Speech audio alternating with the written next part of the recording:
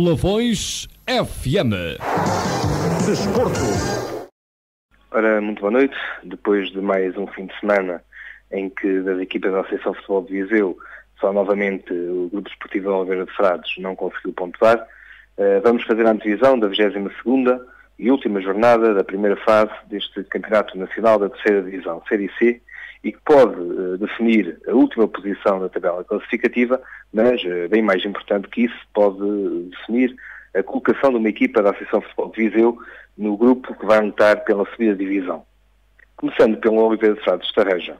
Um jogo que opõe um dos líderes da geral a um dos detentores da lanterna vermelha da competição, como já suspeitávamos que poderia vir a acontecer com a equipa do Oliveira de Frades.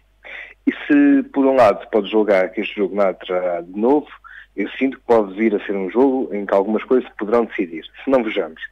Para o Godolf será a derradeira oportunidade de, pela primeira vez, vencer um jogo no seu cada vez mais bonito e funcional Parque Desportivo de Oliveira de Frades, algo que nos 10 jogos que anteriormente realizou não foi capaz de fazer. Com essa vitória a acontecer, conseguirá ainda não terminar esta primeira fase no último lugar da tabela classificativa, pois certamente os seus atuais companheiros de classificação não irão todos eles conseguir vencer nesta jornada. Para o Estarreja, mais importante que manter ou isolar-se no topo da classificação geral, em função do resultado que obtenha a equipa do Salgueiros 2008, estará o número de pontos com que iniciará a segunda fase da prova.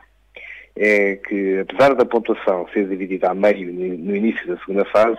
para a equipa do Estarreja, um empate em Oliveira de Frades adicionará 1 ponto para a segunda fase e a vitória na região de Lafões adicionará 2 pontos, o que pode significar uma distância de 6 pontos para o terceiro classificado à partida para a segunda fase,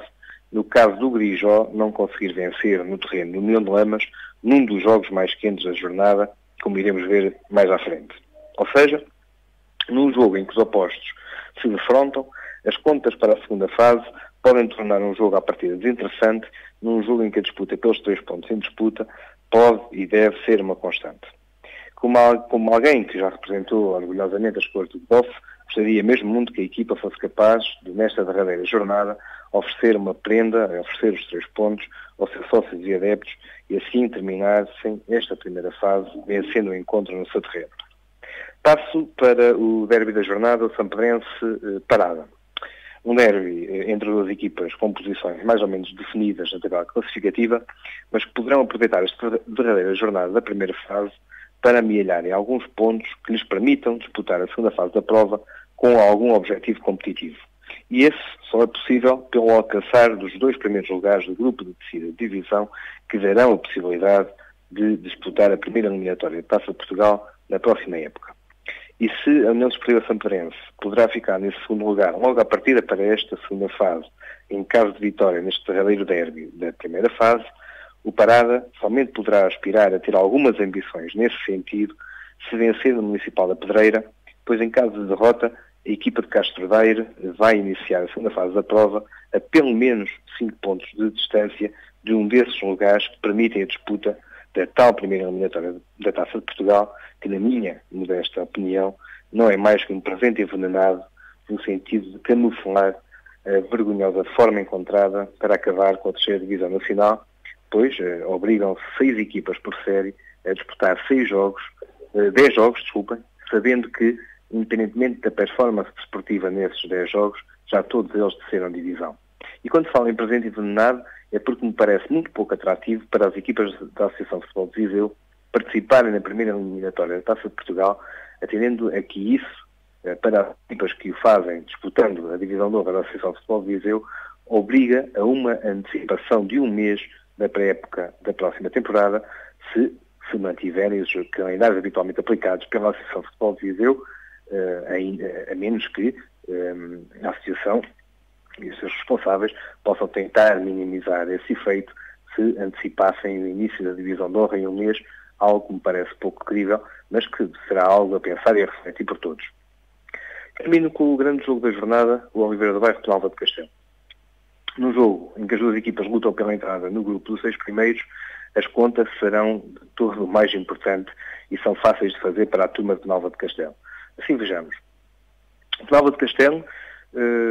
fica no grupo dos 6 primeiros se vencer ou empatar em Oliveira do Bairro, independentemente do resultado do União de Lamas.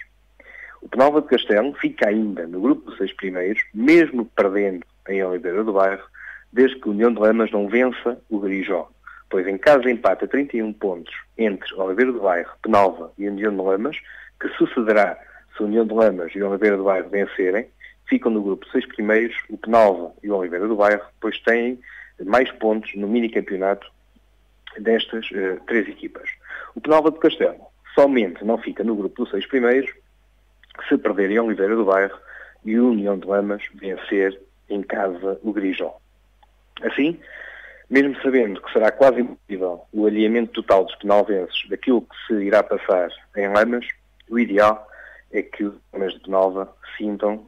que somente depende deles a consecução do objetivo a que se propuseram no início da época e que destes 90 minutos que irão disputar em Oliveira do Bairro no próximo domingo dependerá muito o futuro imediato da coletividade, pois estou convicto que se os penalvenses, como espero, conseguirem entrar e, no caso, se conseguirem manter no grupo da segunda divisão, a irão alcançar como sendo um dos 5 melhores terceiros classificados da competição. Um jogo grande, em perspectiva. Costumo dizer que os grandes jogos são para os grandes jogadores. Esta equipa de Penalva de Castelo tem mostrado que nos grandes jogos consegue transcender. A equipa de Penalva nos grandes jogos tem conseguido bons resultados e boas exibições. Bastará um empate em Oliveira do Bairro. Todos sabemos que a equipa que joga para empatar normalmente perde, mas essa é uma missão dos penalvenses que espero no próximo domingo possam regressar a Penalva de Castelo com o resultado que lhe permita garantir um lugar no grupo dos 6 primeiros. Bom fim de semana, abraço.